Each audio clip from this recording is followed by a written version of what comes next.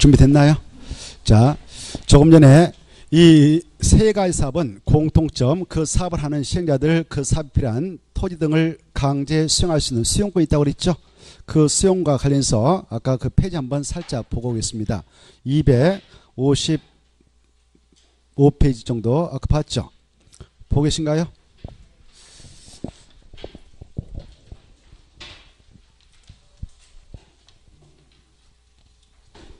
자, 255페이지 보면 이 수용과 관련해서 일반법은 공치법이다 이렇게 하시고, 공치법상 수용 가능한 사업은 공익사업으로서 공치법 제4조에 규정되어 있는 바 그런 공익사업을 하는 공익사업 시행자들 그 사업에 필요한 토지 등을 강제 수용하고자 할 때는 수용권을 법적으로 부여받기 위해서 국장한테 사합 인정을 신청해서 사합 인정을 받아야 강제 수용권을 법적으로 취득하게 됩니다.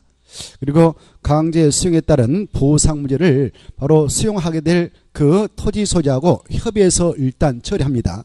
협의가 결렬되면 바로 재결 신청을 해서 재결을 받아가지고 보상금 금액을 처리하면 돼요.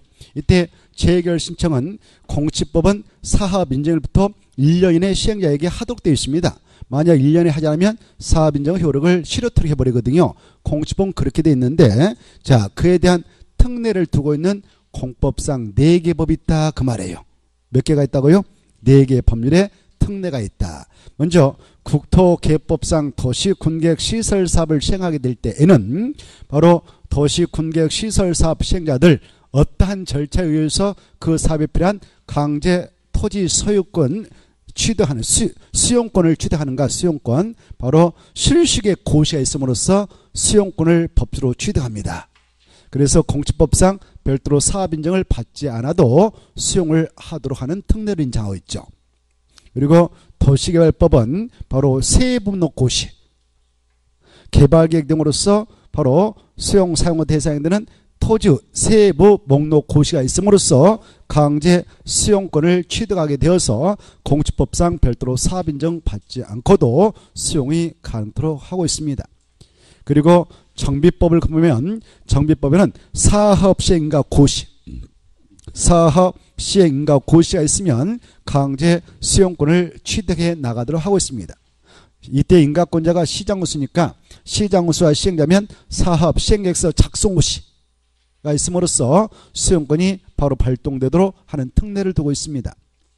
그리고 이 주택법에도 그러한 수용을 인정하고 있는 규정이 나오는데, 주택법은 아까 이 세 가지 법, 국토개법, 도시개발법, 도시 및 주거환경 정비법상 그 세 가지 사업은 도시군계획 사업 일종이거든요.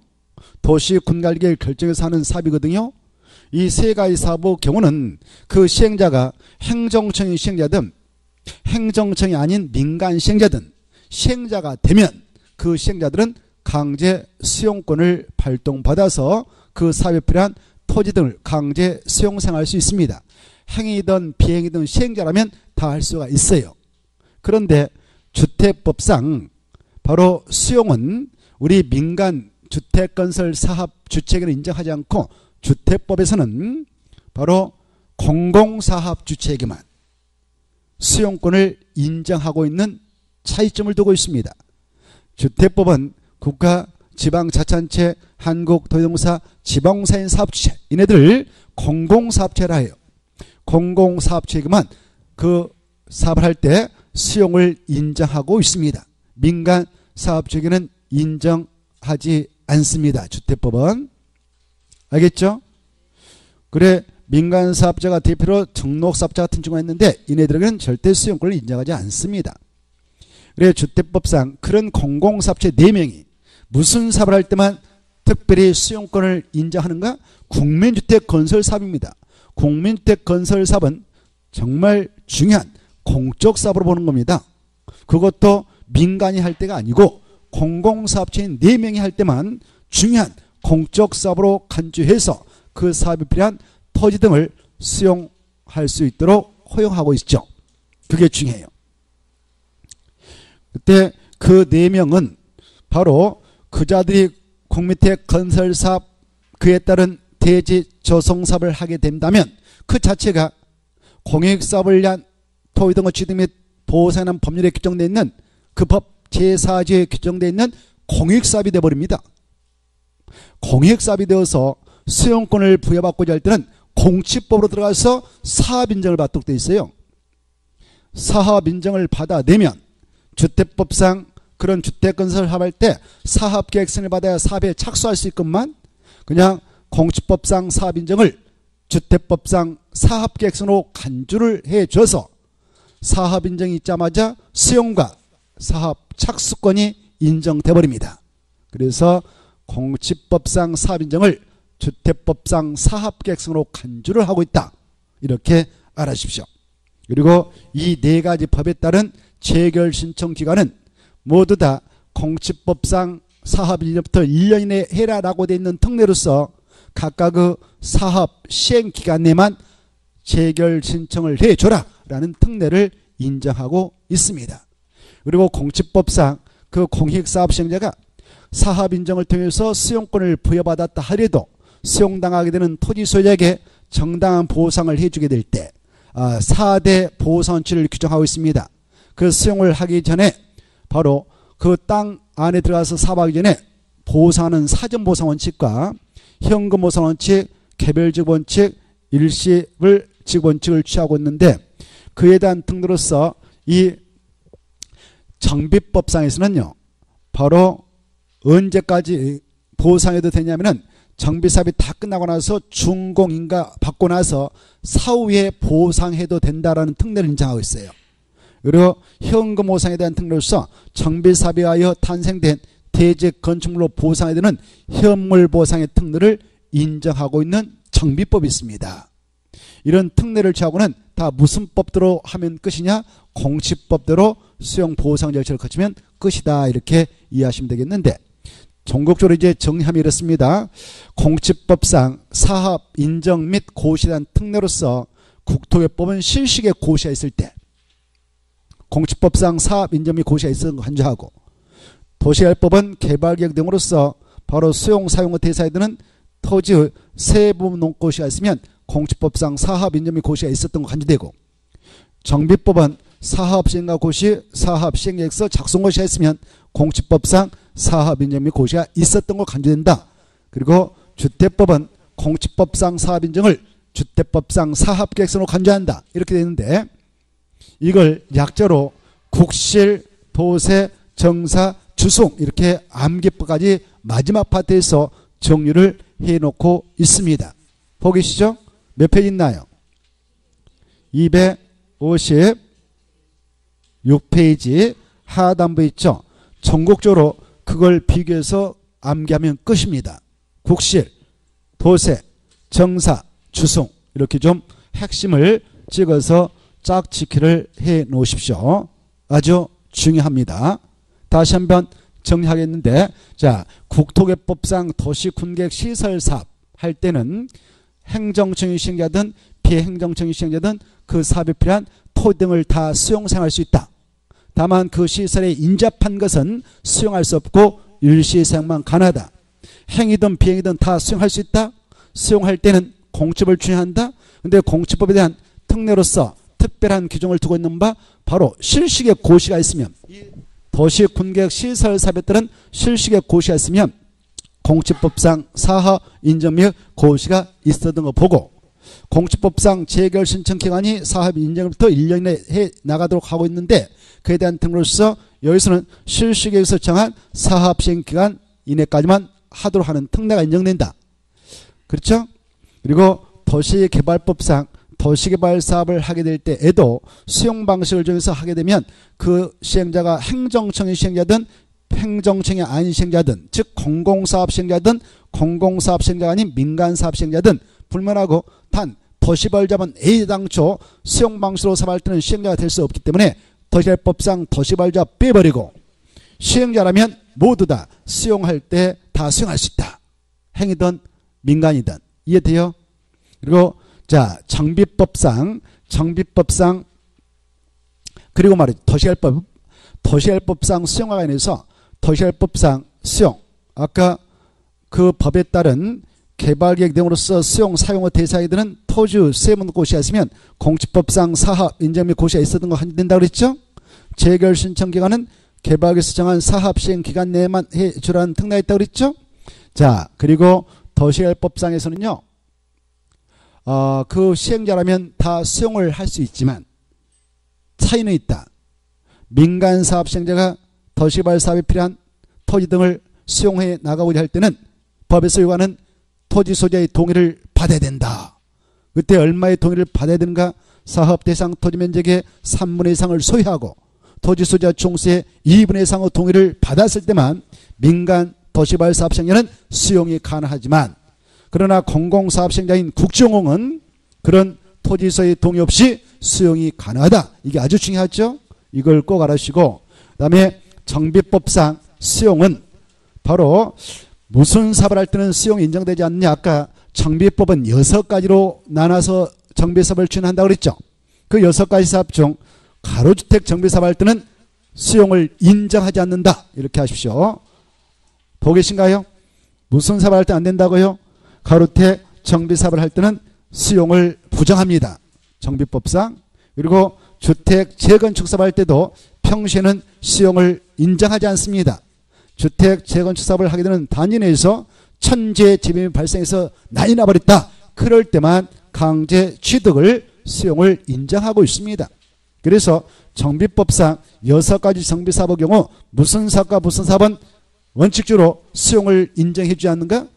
가로주택 정비사업하고 주택 재건축 사업이다. 그래서 그에 대한 그 대안으로서 매도 청구를 인정해 주고 있는 사업이 2가지가 있다. 이렇게 하는 겁니다. 알겠나요? 무엇을 찐다고요? 매도 청구. 매도 청구.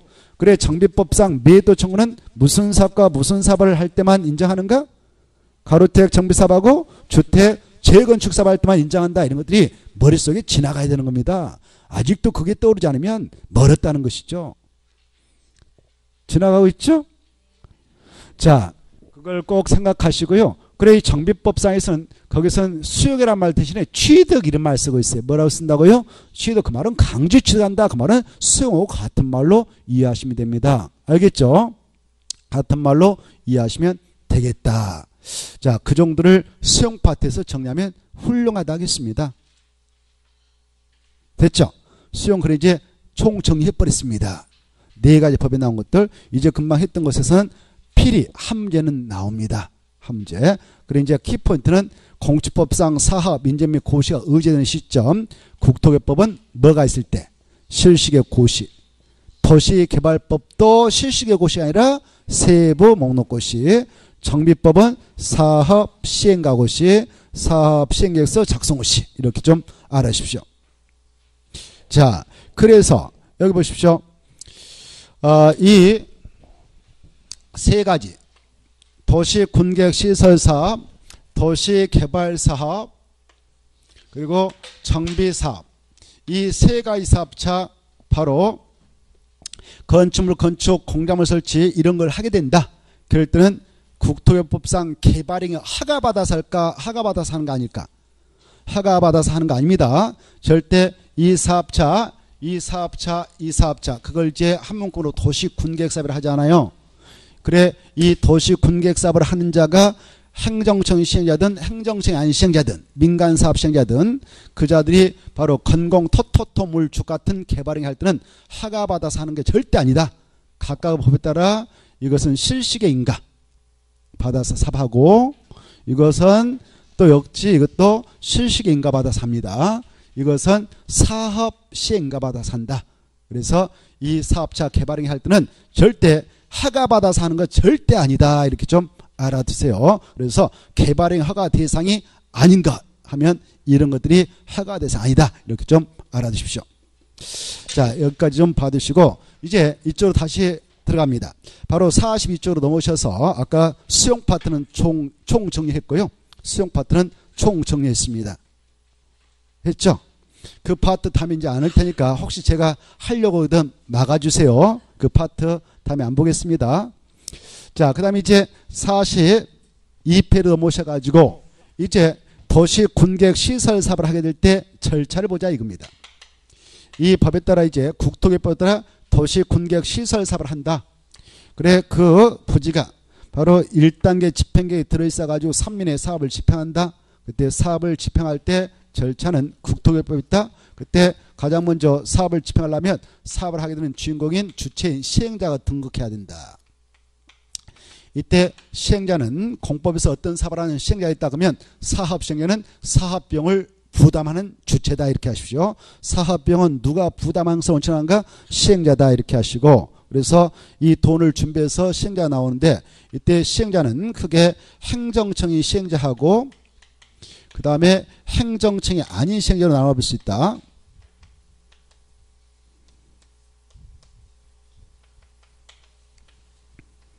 그래 행정청이 시행자가 있고 행정청이 아닌 시행자가 등장할 수 있습니다. 이렇게. 그래 시험에서 이 도시군계획 시설사업은 행정청인자만 시행자가 될 수 있고 행정청이 아닌 자는 시행자가 될 수 없다. 그럼 틀리겠죠? 이렇게 크게 보시고, 이때 행정청이 시행자인지 바로 행정청 하면 국가하고 지자체를 말해요. 그래 국가하고 지자체 일을 책임지고 있는 자들을 행정실 하죠. 그래서 이 건은 자, 저 도시군계획 시설 뭐 공원 조사 사업한다 그랬을 때 그런 사업의 시행자는 일반적으로 각각 그 부지를 관할하고 있는 지자체장들이 합니다. 그래서 특광, 특특, 시장, 군수가 하는 거예요. 이네들이 자기 시 예산, 군 예산 가지고 사업을 하게 되죠. 그래 이네들 아까 저기 계획 위반할 때고 똑같아. 계획을 위반할 때, 저 시설권에 대한 계획을 위반할 때 그 지자체장 6명이 자기가 관할하고 있다 한다. 그때는 그네들이 단독 위반했죠? 위반해서 정했잖아요? 그러듯이 자 이네들 자기 관할구역에 저 사업부지가 있다 그러면 자기들이 단독으로 군 예산 가지고 사업을 하죠. 이네들이 단독으로 사업을 하는데 근데 그 부지가 아까 2개 이상의 지자체에 걸쳤다. 그때는 시행자에 대해서 협의합니다. 협의. 시행자에 대해서 협의하죠. 그때 협의해서 시행자를 정하면 되는데 협의가 이루어지지 않았다. 그때는 그 부지가 같은 도에 있다 그러면 도의사가 직접 한다. 도의사가 시행할 자를 정해준다. 그렇죠. 도의사가 시행자를 정해주면 네가 해라 그러면 그 자가 되는 거예요. 그리고 그 부지가 2개 이상의 큰 광역자치단체 시도에 걸쳤다. 그때는 관계 그 지자체장이 협의해서 시행자를 정합니다. 협의가 이루어지지 않으면 그때는 누가 어떻게 해주냐? 도의사가 네가 해라 이렇게 찍어주면 그 자가 하는 것이죠. 자, 그래서 이네들이 일반적으로 하는데 그러나 저 건이 바로 국가계획과 관련 있는 사업이다. 그때는 국가 예산 가지고 국장이 직접 할 수도 있고, 저 건이 광역 도시계획과 관련있다 그러면 도 예산 가지고 도의사가 할 수도 있다. 그래서 시행자는 이네들을 바로 우리가 살펴볼 수 있는데 이네들을 묶어서 행정청이 시행자가 그렇습니다. 여기에서 자, 이 도의사는 어떤 사유가 있으면 시행자가 될 수 있는가 이것도 아셔야 돼요. 어떤 사유가 있으면 도의사가 직접 시행자 된다고요? 광역 도시 계획과 관련된 건일 때. 광역 도시계획. 그래 광역 도시계획에는 광역시설을 배치 규모 설치하는 사항이 포함되어 있습니다. 광역시설은 2개 이상의 지자체에 거치는 시설들이죠. 자, 광역 도시계획과 관련되면 도의사가, 그리고 국가계획과 관련되면 국장이 직접 시행자가 된다 이렇게 하시고, 그래 이 행정청이 시행자를 이제 약자로 이렇게 정리해 볼 수 있어요. 국장이 계시고 이네들을 뭐라고 합니까? 약자로 시도사라 하죠. 그 다음에 시장 군수가 있다. 이렇게. 그래 이네들이 사업을 하게 될 때는 공적 자금인 그 돈 가지고 할 건데 이네들이 공적 자금을 좀 아끼고 다른 데서 써야 되겠다 싶으면 민간 자본을 끌어들여올 수 있는 여지가 있다고 그랬죠. 이때 행정청이 아닌 시행자들 자기 마음대로 시행자로 등극할 수 없고, 원래 시행자가 이자에 있다 그러면 그자한테 내가 시행자로 좀 되고 싶습니다라고 시행자 지정을 신청해 가지고 시행자 지정을 받아야만이 시행자가 될 수가 있는 바, 이때 시행자 지정 신청서를 내음에 있어서는 이때 신청서 내는 친구가 국지공이다. 그래 국지공인 공적 주체가 시행자로 지정받고 싶다. 그때는 이때는 동의서가 필요할까 안 할까? 그래 사업 대상 토지 면적의 3분의 2 이상을 소유하고 종수 2분의 2 이상 동의 받지 않고 시행자 지정을 신청한다. 토지 소유자 동의 필요하다 필요 없다?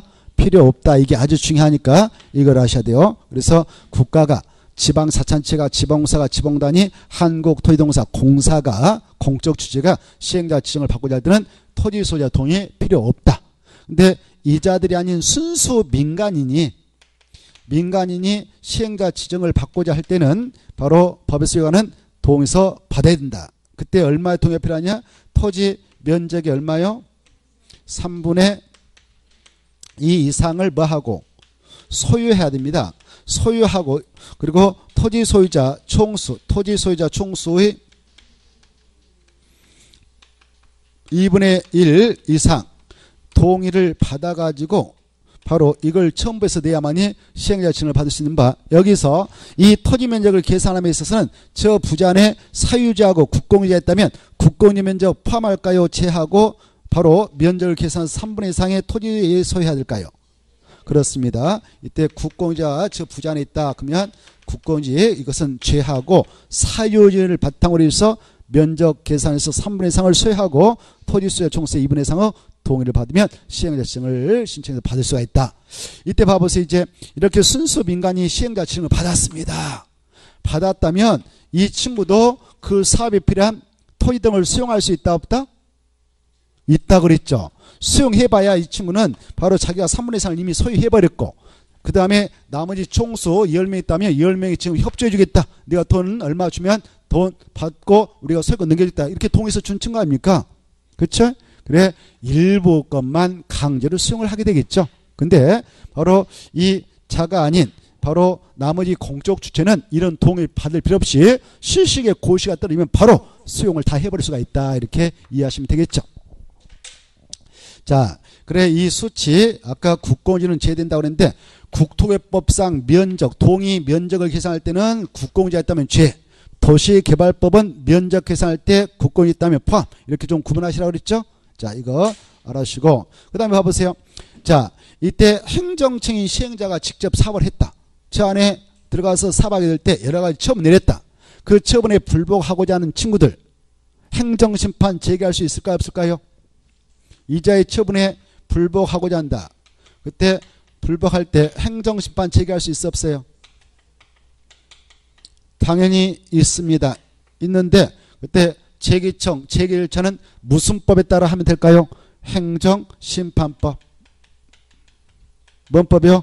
행정심판법. 그 다음에 자 여기 보세요. 행정청이 아닌 시행자가 들어가서 사업하면서 처분 내렸다. 그 처분에 대하여 불복할 때 행정심판 제기할 수 있을까 없을까요? 제기할 수 있다. 이렇게 하셔요. 알겠죠? 제기할 수 있는데 이때 제기할 때는 어디다 제기하면 될까요? 이자를 시행자로 지정한 자. 국장이 지정했으면 국장한테 하면 되는 것이고 이 도지사 했다면 도지사, 광역시장이 했다면 광역시장한테 한다 그 말이에요. 그래서 그 시행자를 지정한 자에게 행정심판을 제기하면 된다. 여기까지 여러분 연결해서 알아주시면 좋겠습니다. 알겠죠? 자, 이제 시행자 결정 났습니다. 시행자들 결정 났다면 이 친구들 사업을 할 때 이렇게 사업하겠다라는 실식을 작성하죠. 그래 작성해서 인가 신청해서 인가를 받아야 실시 이렇게 해 인가 고시가 떨어져야 사업에 착수할 수 있죠. 이때 인가는 누구한테 신청해서 받으러 갈까요? 인가권자 여기 보세요. 국장한테 시행자 지정을 받은 자는 국장한테 가는 것이고 시도사한테 받은 자는 시도사한테 가는 거예요. 이해돼요? 그리고 그 국장한테 받은 자는 국장한테 가서 받고 실시인가? 만약 국장이 봐보세요. 국장한테 시행자 지정을 받았자는 국장한테 인가 신청해서 이렇게 사업에서 공을 만들어도 되죠? 라고 인가 받아야 돼요. 그리고 국장이 아닌 나머지는 그 사업장을 가라고 하는 시도사, 대도시한테 받도록 되어 있다. 이렇게 하셔요. 그래 나머지는 시도사, 그 사업장을 가라고 하는 시도사, 그리고 대도시 시장한테 받도록 되어 있습니다. 만약 국장, 시도사, 대도시장 본인이 시행자라면 자기한테 인가 받을까요? 그냥 작성하고 고시하고 바로 사업에 들어갈까요? 인가 절차는 없는 겁니다. 알겠죠?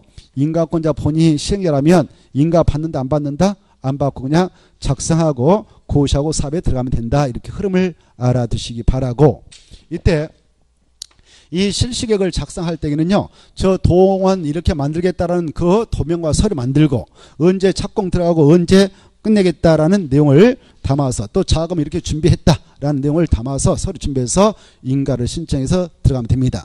그리고 아까 이렇게 절차 걸쳐서 실시계획 고시가 떨어졌다.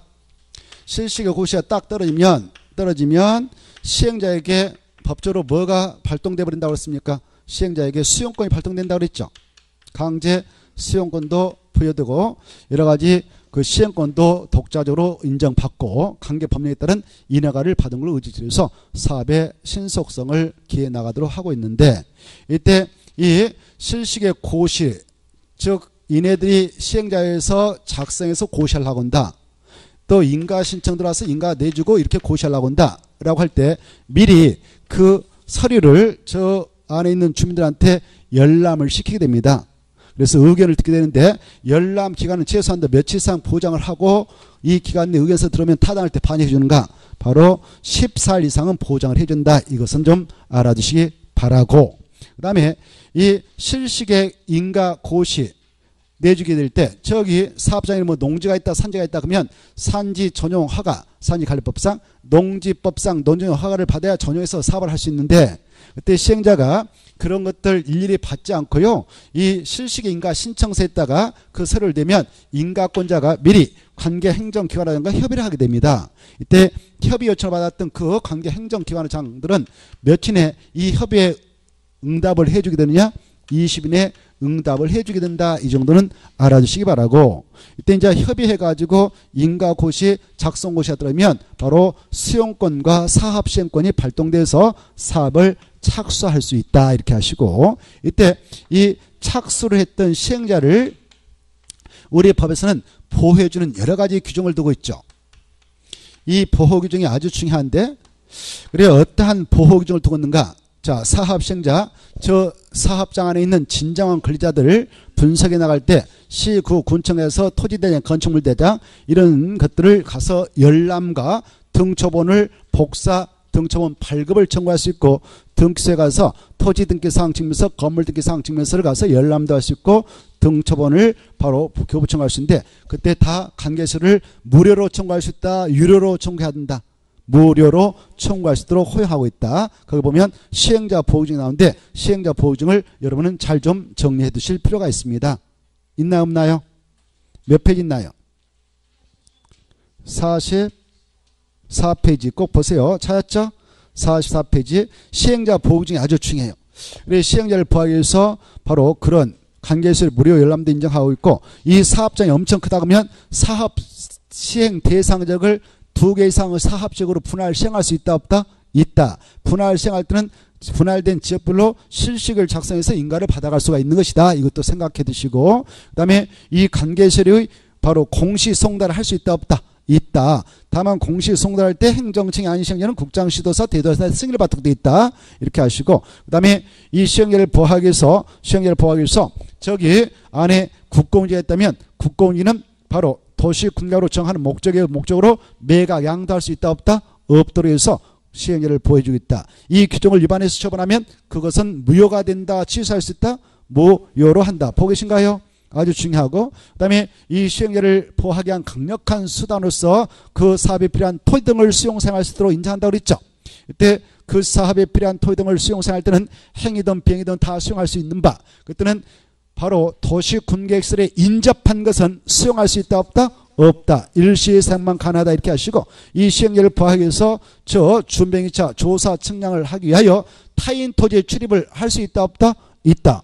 타인 토지에 출입해서 필요하다면 일시 사용할 수 있다 없다? 있다. 장애물 변경 제거할 수 있다. 이렇게 시행자를 보호하기 위해서 타인 토지의 출입 등을 허용하고 있는 바, 그에 따라 그 안에 있는 자들에게 재산상 손실을 입혔다면 손실보상을 해주도록 되어 있습니다. 행위자가 속한 행정청, 시행자가 해주도록 되어 있지 않습니까?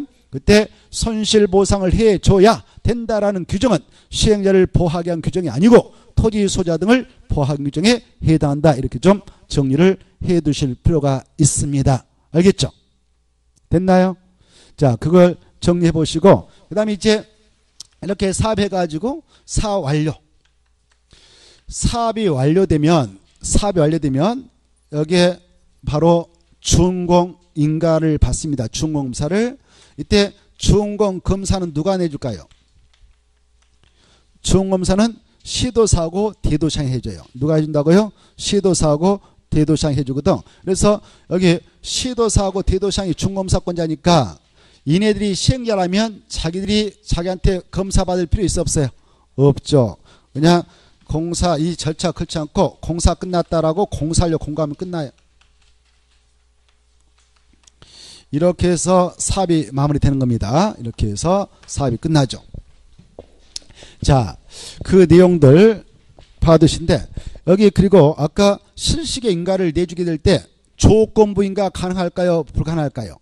그래, 이 사업장까지 진입도를 뚫어야겠다. 뭐 상하수를 끓여야겠다. 그러면 기반 설치, 그에 따른 용지 합발례라고 시행자한테 인가권자가 의견 제시해서 받아들이면 인가 내주고 그렇지 않으면 인가 안 내줬대요. 이걸 기반설 설치, 그에 필요한 용지 확보, 또 위해 방지 조치, 환경오염 방지 조치, 적용 조치, 경관 조치 이런 기희 환경조 조치할 것을 조건으로 조건부 실시에 인가할 수 있다 없다? 있다 이거 하시고 이 조건 이행을 보장하기 위해서 이행 보증을 예측할 수 있다 없다? 있다 이거 하시고 다만 국주공일 때는 이행 보증은 예측해 하는 것 아니다. 순수 민간일 때만 예측해 하는 것이다. 이렇게 좀 생각해 두시면 좋겠습니다. 알겠죠? 그 내용이 43쪽이 있잖아요. 자, 그 다음에 44쪽 조금 전에 그 내용들을 보았습니다마는 이 실시계획 작성하고 관련해서 박스 안에 보면 때로는 인가받은 내용을 변경할 때 변경을 또 받아야 돼요. 그런데 변경 인가를 받지 않아도 되는 경우도 있습니다. 알겠나요? 어떨 때는 변경을 받지 않아도 되냐 박스 안에 있잖아요. 다음에 경매한상을 변경하게 한 실시계획을 작성할 때는 변경을 받는다 받지 않는다? 받지 않는다. 어떤 거냐? 1번 그 사업장에 저 경계죠. 공원 조성하고 전 그 경계의 변경이 없는 범위에서 보고 계세요? 경계 변경이 없는 범위에서 행하는 연면적 건축 연면적 10% 미만의 변경, 학교 시설 변경은 변경인가 또 받는다 받지 않는다? 받지 않는다. 이렇게 받으시고 그 정도 하나 받으시고 나머지 통과. 그 다음에 밑에 선을 보시면 실시 인가를 받은 후 사업구역 변경, 이 구역을 변경해요. 저쪽으로 더 넓히려고 한다가 이 사업장 경계를 좀 변경하려고 한다. 그 경계를 변경할 때는 바로 마지막에 변경 인가를 받아야 된다. 이렇게 하십시오. 변경 인가를 받아야 된다. 하나 받으시고 그 다음에 3번 보호규청 꼭 받으시고 오른쪽 넘어오셔서 45페이지 수용과 관련된 내용 아까 다 정리했죠? 받으시고 45쪽에 하단부 하나 볼까요? 하단부 행정심판 파트 꼭 받으세요. 아까 했죠? 자, 행정심판 파트 아까 꼭 설명해 드렸으니까 읽어보시고 거기 박스 첫 번째 박스 보면은 이 도시군계획 시설사업으로 조성된 대지 건축물 중 이 사업장 안에 국가과 지자체 것이 새롭게 만들어졌다. 근데 그걸 팔고 싶다. 국가 지자체가 처분하려고 한다. 그때 국가 지자체 것 처분하게 될 때는 처분 순위가 있습니다. 바로 1번 이 사업하면서 수용당한 자가 있을 거 아닙니까? 수용당해가지고 보상은 받아갔지만 바로 수용당한 자가 사기로 나면 그자한테 우선 매각이 원칙이다. 누구한테 우선적으로 국가 지자체가 가지고 있는 걸 우선적으로 파느냐? 수용당한 자에게 우선적으로 넘겨서 판이 된다. 그래도 여분이 발생했다면 다른 그 사업에 필요한 토지하고 교환 조치하면 된다. 이렇게 봐두시고 넘어가도 됩니다. 넘어가셔서 46쪽 46쪽 보면 공공시설로 규정하여 있죠. 찾았나요? 1번과 2번을 이번 기회에 잘 정리해 두시면 좋겠습니다. 자, 이렇게 이 사업하면서 원래 도로가 이렇게 있었고요. 이 공원 조성사업장까지 원래 도로가 이렇게 지나가고 있었어요. 이렇게 지나갔었는데 이거 가지고는 안 되겠다 싶어서 조건부 인가 내줬습니다. 그래서 야, 이 진입도를 이렇게 시원하게 하나 뚫어라. 이렇게 대체해서 여기 뭐 도로가 있는데 연결을 해라. 그래서 이걸로 대체하기로 해서 지금 사업을 진행했습니다. 이렇게. 그래, 이렇게 새로운 도로가 만들어졌습니다. 새로운. 이런 도로를 공공시설 그래요. 공공시설. 우리가 공공시설 뜻 공부했나 안 했나요? 공공시설은 도로, 공원, 수도, 철도 같은 공공연수를 만든다 이렇게 했어요. 그래, 이 공공시설, 그래 새롭게 만들어진 도로가 만들어졌다. 이 공공시설이 설치됐다. 사업차. 그리고 종래의 용도 폐지된 게 발생했다. 이거 용도 폐지. 새롭게 만들어졌다. 공공시설. 그랬을 때 새롭게 만들어진 이 도로는 소유권을 누가 가져가고 소유권은 이 용도 폐지된 이 부분은 누가 소유권을 가져가느냐. 이거 지금 이 내용을 법에서 규정하고 있다 그 말이에요. 이해돼요? 자, 그래 이 새로운 공공시설은 이 사업을 하면서 이 새로운 공공시설을 설치했던 자가 이렇게 행정청이든 여기 행정청이 시행자가 됐던 자, 이 행정청이 시행자가 됐던 행정청이 아닌 시행자가 됐던 새로이 설치된 공공시설은 소유권을 누구한테 귀속시키냐. 그것을 관리할 관리청인 도로관리청이 있다면 도로관리청에게 소유권을 주는 거예요. 새로 설치한 공공시설은 무조건 관리청에게 소유권이 귀속된다 이렇게 하셔요. 행위 만들었던 비행위 만들었던 새로운 공공시설 소유권은 누구한테 귀속되는가? 관리청한테. 무상으로 다 귀속된다. 소유권이 다 무상으로 귀속된다 이렇게 하셔요. 이해돼요? 다만 저 용도 폐지된 거죠. 쓸모없는 것들 새롭게 만들어짐으로써 옛날 거 쓸모없는 거 있잖아요. 그것들을 용도 폐지는 공공시설 하는데 그래 용도 폐지는 공공시설 소유권은 누구한테 귀속되느냐? 바로 이자가 시행자였다. 행위 시행자였다면 용도 폐지된 것들은 이 행위에게 무상으로 소유권이 다 귀속된다. 근데 저 새로운 공공시설을 설치할 때 비행이 만들었다 라고 한다면 바로 저 용도 폐지된 것은 이 비행이 새로운 공공시설을 설치할 때 들어갔던 비용이 있지 않겠습니까? 비용의 범위에서만 이자에게 소유권을 무상으로 양도를 해줄 수가 있다. 이 차이점을 좀 비교해 두시면 되겠습니다. 다시 한번 새로이 설치된 공공시설 무조건 소유권을 누구한테 귀속시켜주고 관리청한테 해주고 그 자가 시행자가 행했던 비행했던 불문하고 말이죠. 근데 종전에 용도 폐지된 것들은 바로 시행자가 행했다면 행에게 무상으로 소유권을 귀속시켜준다. 근데 시행자가 비행했다면 종래 것은 다 무상으로 다 귀속시켜준 게 아니고 새로운 공공시설을 설치할 때 들어갔던 비용이 있을 건데 비용의 범위에서만 무상으로 그자한테 양도를 해줄 수 있다. 소유권을 줄 수가 있다. 이렇게 차이점을 알아두시면 좋겠습니다. 알겠죠? 자, 읽어보시고 47페이지 도시 군계획 시설 사업할 때 들어간 비용 부담 나와 있죠. 비용은 시행자가 내는 것을 원칙한다 그랬죠. 그래 그 시행자가 부담한 것을 원칙하는데 국가가 할 때는 국가 예산 가지고 하고 국가가 한다 그 말은 국장이 할 때죠. 지자체가 할 때 뭐 아까 시도사 뭐 얘네들 시장소 할 때는 지네들이 지자체 예산 가지고 하고 행정청에 앉아 하면 행정청에 앉아가 돈 가지고 한다 이게죠. 시행자가 부담한 것을 원칙한다 이렇게 하는 겁니다. 자 2번 이때 국장과 시도사가 사업을 하게 됨으로써 또 저기 동그라미 2번 시장수가 사업을 함으로써 다른 자가 그 이익을 받았다. 1번 2번 묶어봐요. 1번과 2번 묶어서 동그라미 1번과 2번 묶어서 이네들 다 행정청이 시행자예요. 뭐라고요? 그래 그네들 국장 시도사 시장수 다 묶으면 뭐가 된다고요?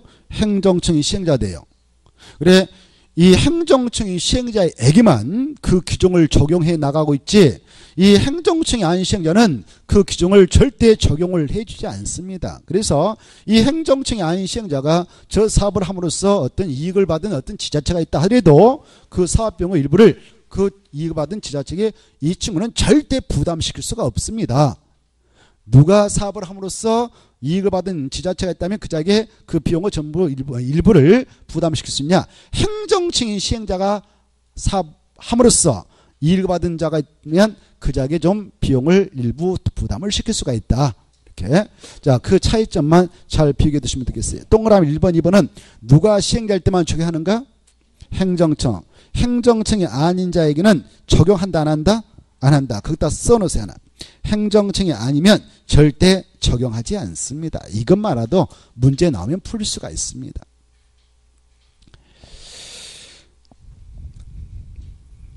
자, 동그라미 보면 국장이나 시도사는 지네들이 시행한 사업으로 현저한 이익을 받은 그런 시도 시군이 있으면 그 사업에 든 비용의 일부를 이익받은 지자체에게 부담시킬 수 있다. 이 경우 국장은 이익받은 시도 시군에게 비용을 부담시키기 전에 누구하고 미리 협의하는가? 그래, 이 시도 시군은 지방자치단체죠. 지방자치단체를 관할하고 부의 장관이 있어요. 그거 행정자치부로 장애를 하거든. 그래서 시도 시군에 부담시키기 전에 누구하고 미리 협의하게 된가? 그래 국장은 행정자치부장관하고 협의를 하게 됩니다. 그 다음에 이제 시도사는 그 시도에 속하지 않는 다른 지자체의 비용을 부담시키려면 그 지자체와 미리 협의하는데 협의가 이루어지려면 또 누가 결정한 대로 따라야 된가? 행정자치부 장관입니까? 국장입니까? 행정자치부 장관이 정해주면 그 결과에 따라야 된다. 2번 시장 군수라는 친구가 사업을 함으로 인하여 현저한 이익을 받은 다른 지자체가 있다면 그 사업비용의 일부를 이익받은 지자체와 협의해서 지자체한테 부담시킬 수 있는데 협의가 이루어지지 않았다. 그러면 같은 데에 속하면 도지사가 결정한 데 따르고 다른 시도에 속하면 행자부 장관이 결정한 데 따라라 이렇게 돼 있죠. 3번 이와 같이 국장, 시도사, 시장, 군수인 행정청이 시행자만 현재 이익 받은 자에게 부담시킬 수 있는데 행정청이 아닌 시행자는 절대 부담시킬 수 없다. 이걸 꼭 각인시켜 놔야 돼요. 그래 행정청이 시행자만 현재 이익 받은 지자체에게 부담시킬 수 있는데 부담시킬 수 있는 비용의 총액은 사업 비용의 얼마를 넘지 못한다? 50%. 그래 사업 비용이 100억이 들어갔다 하면 100억 중 50억을 넘지 않는 범위에서만 이익받은 지자체에게 부담을 시킬 수 있지 통째로 그냥 어거지 쓰면서 부담시킬 수는 없는 것이다. 이렇게 하시고 이 경우 부담시키게 되면 사업비용이라고 하는 것은 공사비하고 보상비를 플러스 한 겁니다. 그래서 바로 공사비하고 그 다음에 그 보상비를 플러스 해가지고 사업 소요비용을 계산해서 그것을 2분의 1을 넘지 않는 범위에서만 이익받은 지자체에 부담을 시킬 수 있는 것이고 이 사업차 체크해요. 조사 측량비 그 다음에 현장 관리비 그 다음에 사업 설계비 그래 조사 측량비 설계비 관리비는 이 사업 시행자가 전적으로 부담해야 되지 이것은 절대 다른 자에게 바로 그 부담시킬 수 없다. 다른 자에게 절대 전가시킬 수가 없습니다. 이것은 전적으로 시행자가 부담해야 된다. 이것도 이해를 해 주셔야 돼요. 자, 아까 사업 소비용의 2분의 1을 넘지 않는 범위에서 이익받은 지자체에게 부담을 시킬 수 있다 했는데 그때 사업 비용을 계산할 때는 설계비, 관리비 그리고 조사 측량비는 포함된다, 포함시키지 못한다, 포함시키지 못한 것이다. 이렇게 좀 알았어요. 이 네 가지 비용은 전적으로 시행자가 부담해야 된다. 전적으로 부담해야 된다. 이렇게 좀 알아두시면 좋겠습니다. 그 정도를 좀 봐주시면 훌륭합니다. 넘어가시고 48페이지 있는 것들은 여러분이 그 조금 전에 설명했던 내용을 바탕으로 해서 생각하면서 읽어보시면 됩니다. 조금 전에 설명한 것을 구체적으로 써놨습니다. 그 다음에 49페이지 아까 했고 넘어가서 보시면은 50페이지 5번 도시군객시설정 시료 도시군객시설정 해제 권고 그 다음에 오른쪽에 넘어오시면 6번 도시군객시설부지 안에 있는 토지 소유자의 시설정 해제 신청 있죠. 그걸 한 문구로 좀 잘 정리할 필요가 있고 그 다음에 여기 50페이지 상단에다가요. 50페이지 상단에다가 이렇게 하나 써놓으시기 바랍니다.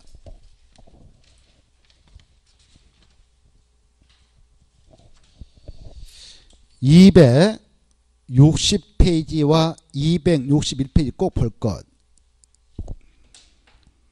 260페이지하고 261페이지 매수 청구 꼭 볼 것. 이렇게 쓰나요? 매수 청구. 그래 되게 돌아가서 복습할 때는 260페이지하고 261페이지 매수 청구를 여기 공부할 때 연결해서 정리를 해 두실 필요가 있다. 그 말이에요. 이해돼요? 알겠죠? 자, 조금 전에는 이 부지 안에서 사업을 할 때는 이런 절차를 거쳐서 합니다. 이렇게 우리가 공부했잖아요. 근데 자 여기 보세요. 아까 저렇게 결정 고셔놓고 2년의 단계별 집행을 수립하기를 2단계 집행했다 집어넣어놨다. 2단계 집행했다 집어넣었다는 것은 몇 년 후에 하겠다는 겁니까? 3년 후에 하겠습니다라는 건이죠. 3년 후라는 것은 알 수 없는 겁니다. 4년 차 할지 5년 차 할지 뭐 10년 차 할지 알 수 없는 거 아니에요? 그러하기를 10년 지나버렸습니다. 사업도 하지 못하고 10년 지나버렸네요. 이때 이렇게 10년 지난 부지를 장기 미집행 부지다 그래요. 뭐라고 한다고요? 장기 미집행. 집행 못했다 그 말. 집행, 장기 미집행, 도시, 군, 계획, 시설 부지다 이렇게 표현해요. 이런 부지에 대한 여러 가지 조치 규정을 두고 있는 게 매수 청구, 해제 권고, 해제 신청 제도가 나오는 겁니다. 여기에서 매수 청구라는 게 나오고 그 다음에 여기에서 바로 해제 권고가 나오고 여기서 해제 신청이 나오는 거예요. 이렇게. 알겠죠? 이렇게. 그래, 이런 매수 청구를 먼저 볼까? 매수 청구. 그래, 아까 몇 표로 가서 보시라고 했습니까? 260에서 261페이지를 종합 정리하시라고 그랬죠? 이건 너무 많이 했죠, 우리가? 그래서 260페이지 가서 한번 보고 봅시다. 자, 이 매수 청구, 이거 이제 지워버리고,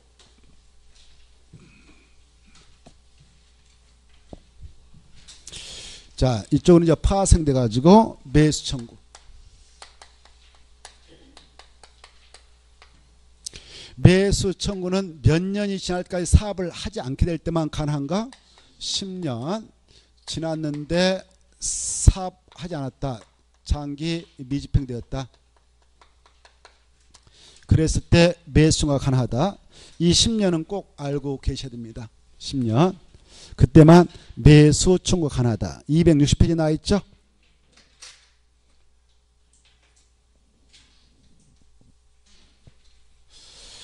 그래, 이때 10년이 지났는데 봐보세요. 10년이 지날까지 사업은 미집행된 부지인데 시행자가 등장해서 이걸 받아갔네요. 실식의 인가를 받아갔다면 이미 그 시행자는 강제 수용권 그리고 보상 절차에 들어갈 수 있는 여건과 발판이 마련된 시점이거든요. 그래서 보상 받으러 들어가니까 그럴 때는 바로 매수 청구를 부정한다 이렇게 하셔요. 이해돼요? 매수 청구 할 수 있다 없다? 없다. 자, 10년이 지나까지 사업을 하지 않는 부지이긴 하나 뭐가 이루어진 부지일 때는 매수 청구를 할 수 없는가? 실식인가 그에 준하는 절차가 이루어진 부지일 때는 매수 청구할 수 있다 없다?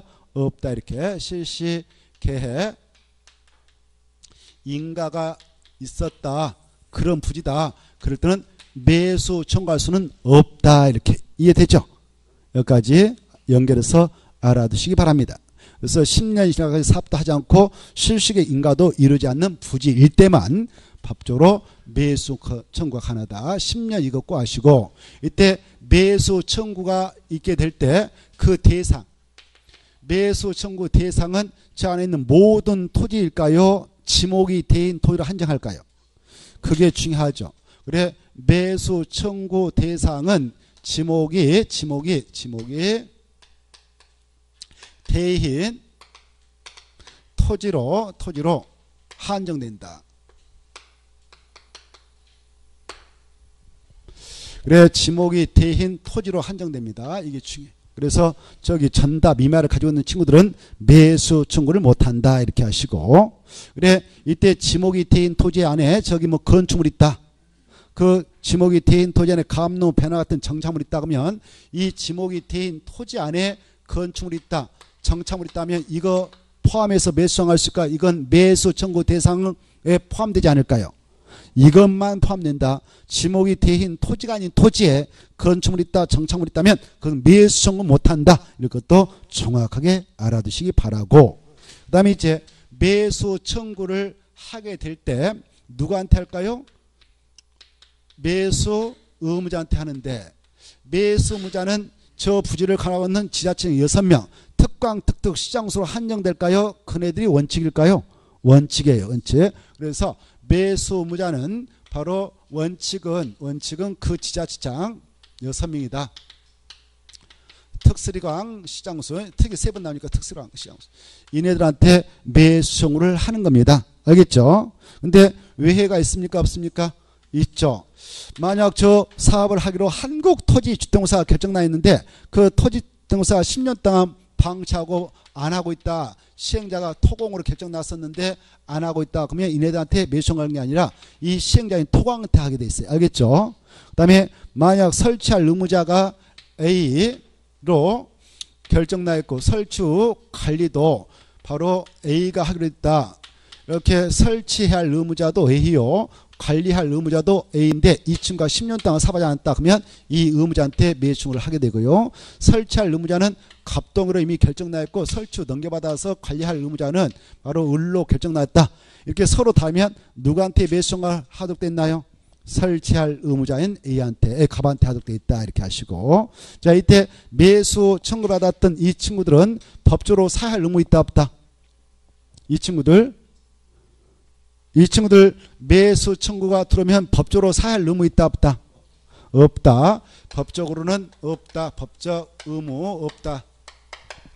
예산이 뒷받침된 범위에서만 살 수도 있고 안 살 수도 있지 꼭 사할 의무는 없다. 용어만 매수무자 이런 말 쓰지 꼭 사할 의무는 없다 이거 하셔요. 그래서 이 지목이 대인 토지 소유자에게 인정하고는 이 매수 청구는 법적으로 형성권적 성질을 띠고 있다. 일반적인 청구권에 불과하다. 일반적인 청구권에 불과하다. 이렇게 하는 겁니다. 알겠죠? 자, 이때 매수자들 법적으로 사야 할 의무는 없지만 매수 여부를 결정해서 알려주게 되죠. 매수 여부 결정 통보는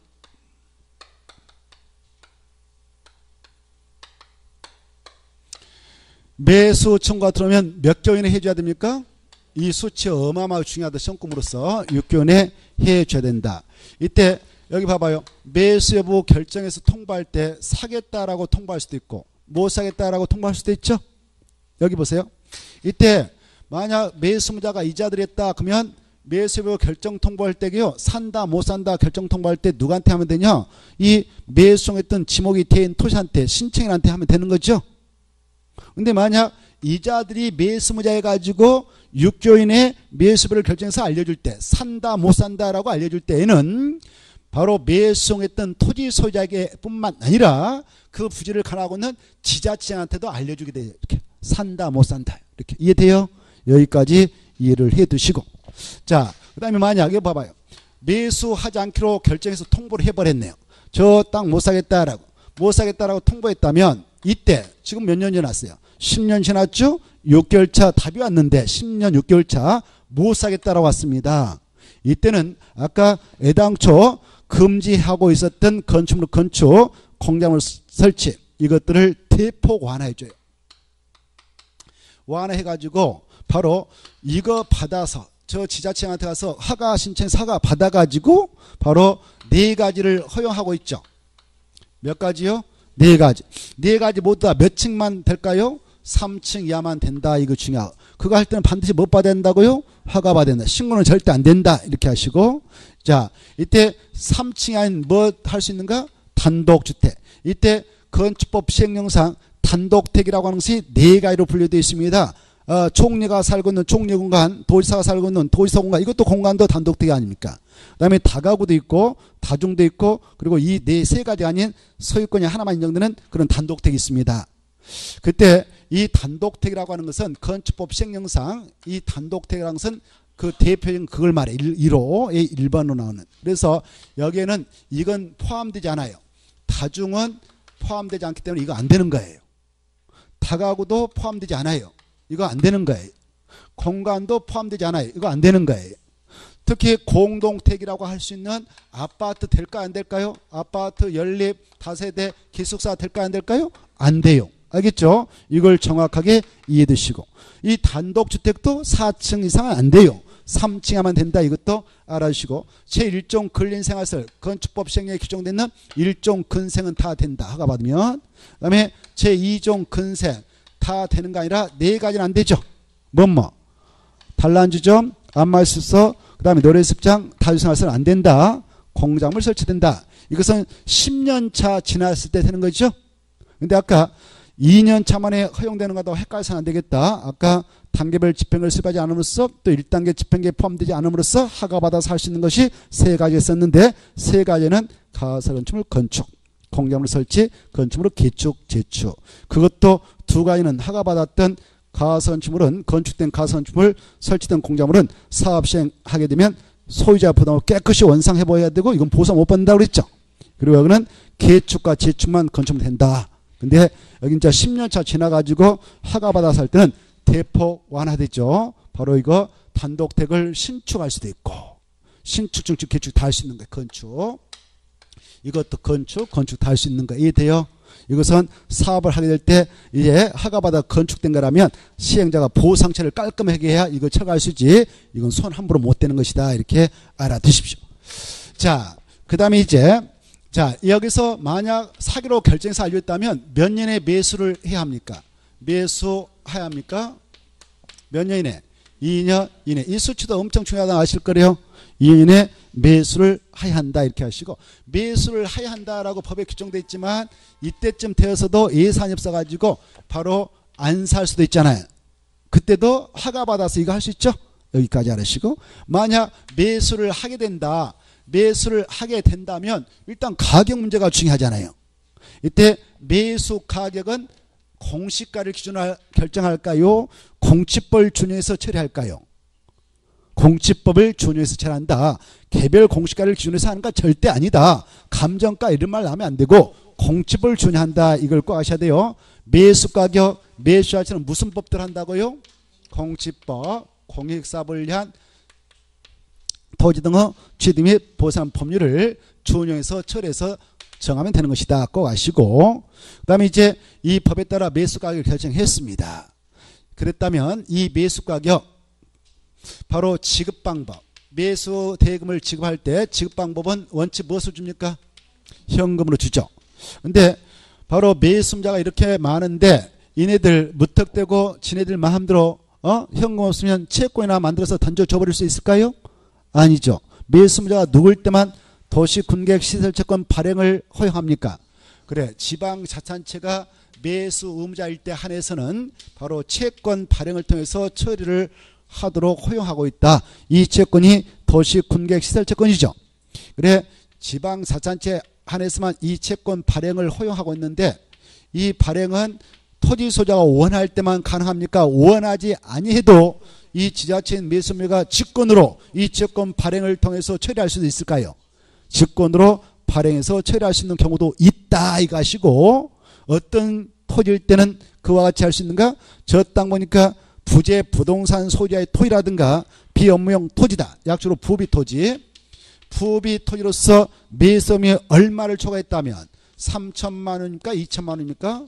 3천만 원을 초과했다면 전부를 채권으로 직권 발행해서 처리할 수 있을까요? 초과분만 직권으로 발행 처리할 수 있을까요?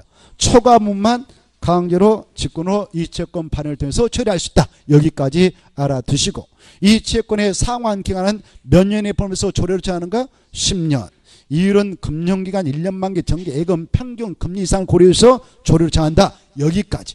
이 채권의 발행 절차는 이 법에 있는 것을 우선 적용하는데 이 국토개법에 없으면 무슨 법을 준용해서 처리하면 되는가? 지방재정법. 아까 매수가격, 매수자체는 공치법을 준용한다 했는데 이 채권은 지자체에서 발행한 채권이니까 바로 이 채권의 발행 절차는 지방재정법을 준용한다. 여기까지 여러분은 연결해서 알아두시기 바라고 자 이렇게 결정고시해 놓고 몇 년이 지날까지 사업을 하지 않게 되면 실효되는가?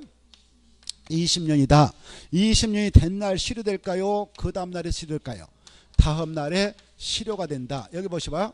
이때 실효는 20년이 된 날 다음 날에 효력을 잃게 되는데 이때 효력을 잃게 된다. 이걸 실효를 합니다. 실효되면 그 사실을 지체 없이 고시를 해줘야 되거든요. 이때 봐봐. 이걸 지체 없이 고시할 때에 바로 시장군수가 고시할 수 있는 권한이 있을까 없을까요?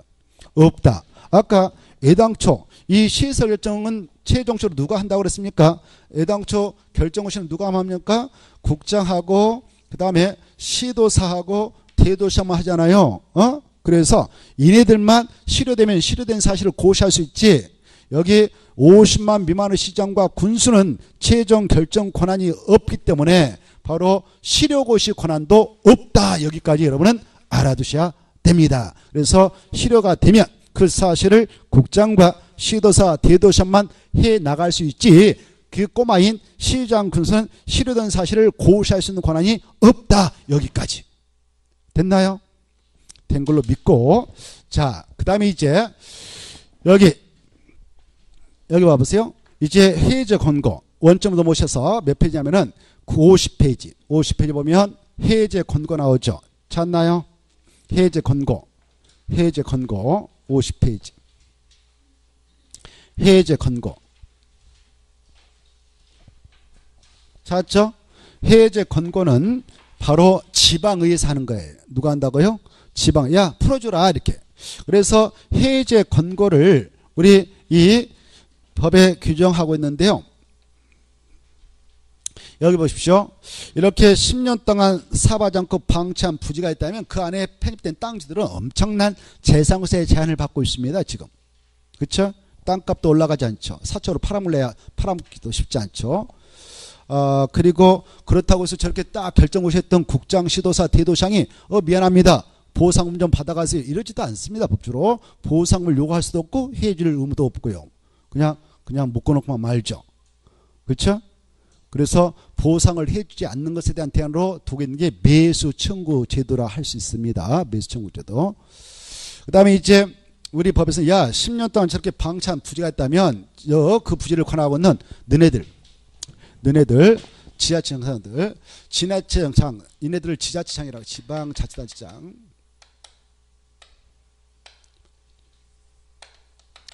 얘네들 약수로 지방자치단체장이랍니다. 너네들 지방의회에 보고해라 이렇게 하고 있어요. 보고. 어디다 보고하느냐? 지방의회에다 보고해라 이렇게. 어디다 한다고요? 지방의회에다가. 그래 10년 동안 사바지 않고 방치한 부지에 대해서 현황을 싹 조사하고 그와 관련된 단계별 집행을 준비해서 지방의회에 보고해라 이렇게 하고 있습니다. 몇 년 시간까지 사바지 않고 있는 것만. 10년. 그리고 더 이상 그 설치할 필요성이 없는 부지건도 조사해가지고 현황 보고를 하도록 되어 있다. 그래 이제 이 해제 공급 파트에서는 자 지방자치단체장 약속으로 이렇게 표현하겠어요. 지방자치단체장 6명. 몇 명 있다고요? 6명. 특강, 특특, 시장, 군수에게 우리 법에서 야 너네들 관할 지역에 이렇게 10년 동안 사바지 않고 있는 건에 대해서 현황을 조사해가지고 그와 관련된 단계별 집행까지 포함해서 이걸 보고해라. 어디다 보고했냐? 지방의회에다 해라. 국장이 아니다. 국장이 아니라 어디다 보고하는가? 지방의회에다. 그것도 매년 올려라 이렇게 하고 있어. 매년. 그래 지방의회에서 뭐 정례, 임시를 할 건데 그때 회의할 때 그때 보고 올려라 이렇게 하고 있어요. 알겠죠? 여기 보셔봐. 이때 저렇게 결정한 것들이 여기 각각 지자체대에 이렇게 지자체대에 있을 거란 말이에요. 그 지역에 있는데 이 지역에 국장이 결정한 것도 있지 않겠습니까? 누가 결정한 것도 있다고요? 국장이 결정한 것도 있는데 야 국장이 결정한 것은 나라에서 할 것이고 국가에서 갖고 할 거니까 이건 보고할 필요 없어. 너네 지자체장이 결정한 것만 보고해라 이렇게 하고 있습니다. 알겠죠? 누가 결정한 것은 보고할 필요 없다고요?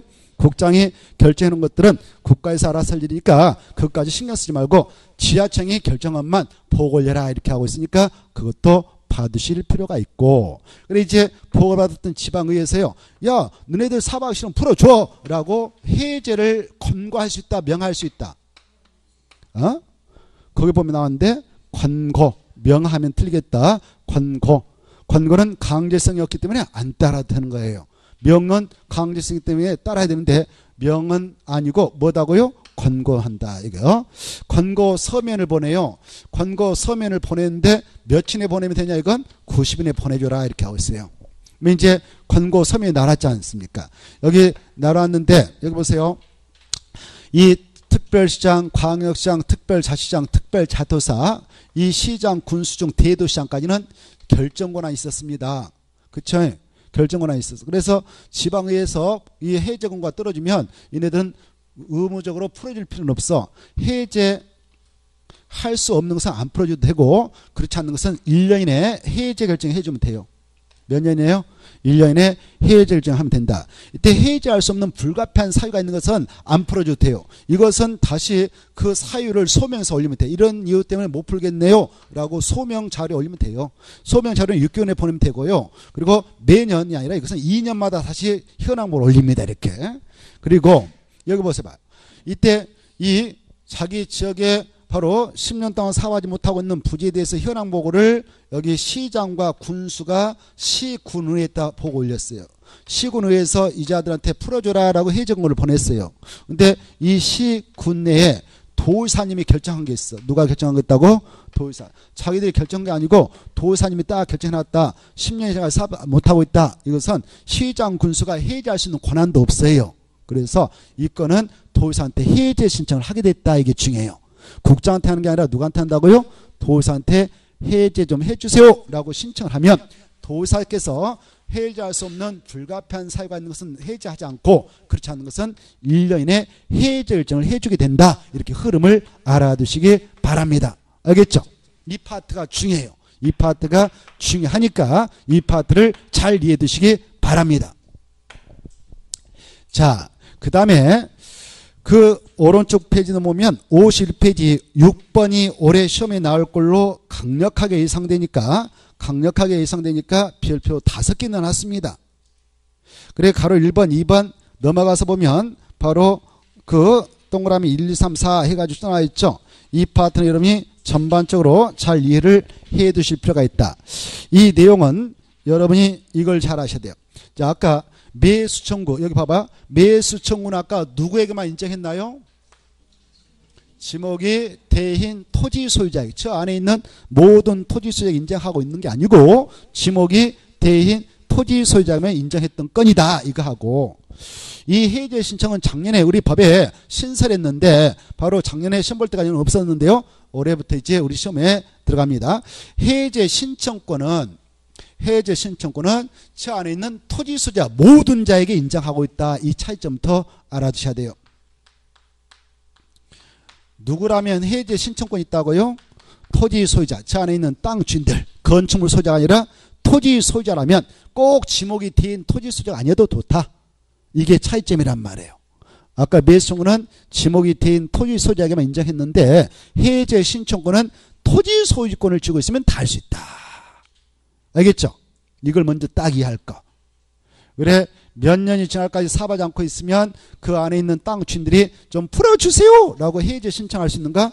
10년 이거 딱 알아주시고 이때 해제 신청권을 행사할 때에 해제 신청권을 행사할 때 절차가 있다. 1차적으로 2차적으로 3차적으로 이렇게 해볼 수가 있다 이겁니다. 알겠죠? 일단 1차적으로 누구한테 이 안에 있는 토지 소유자들이 1차로 좀 해제 좀 해주세요 라고 신청서를 냈으냐? 여기 이방권자에게. 누구한테요? 이방권자. 1차적으로 이네들한테 한다 이거 흐름을 아시고 이네들 이렇게 해제 좀 해주세요 라고 신청서 들으면 해지를 한 계획을 몇 개월 이내 그거 하겠다라고 여부를 결정해서 알려줘야 되냐? 3개월 이내. 몇 개월이요? 3개월.